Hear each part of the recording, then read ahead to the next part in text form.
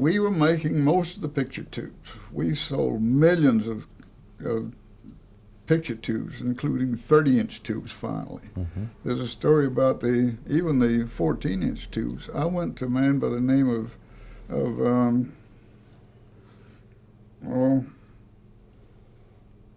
down here in California, and Charles Litton, and said, "Charlie, you're making lathes for glass work, little lathes." I said, "Make us a big one for the 14-inch tube."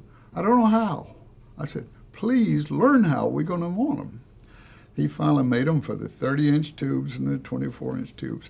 And the Litton Engineering Company has grown quite a bit. And they've taken over some other companies. Litton Industries, sure. Yeah.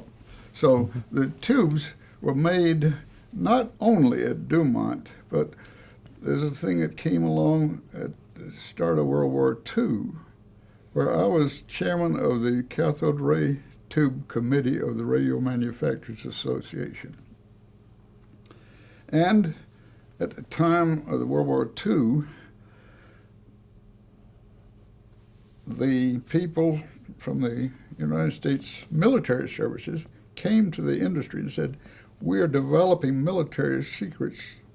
We don't want to have the license royalties paid by all of these companies. We want a concentration of all of the license fees, license rights into the U.S. government. Please do this."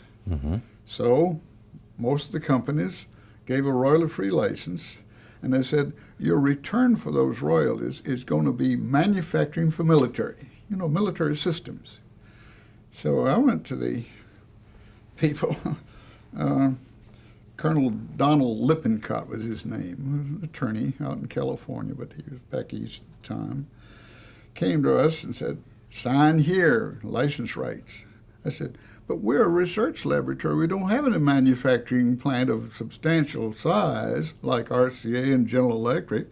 So we negotiated, to make it real short, a contract where they paid us $5 million of amounts from the U.S. government.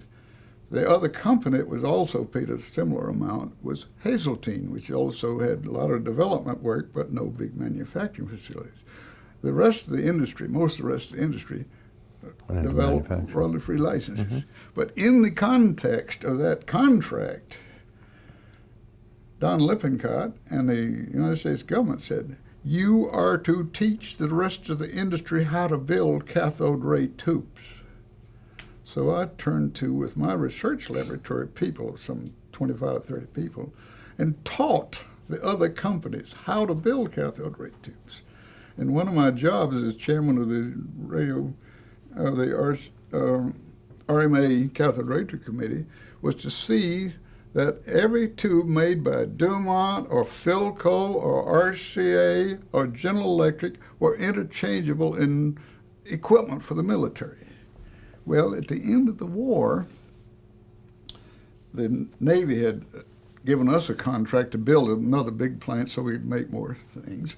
At the end of the war, these other companies didn't go out of business. They kept right on. So that was something that compensated partly by the $5 million they gave us during the war.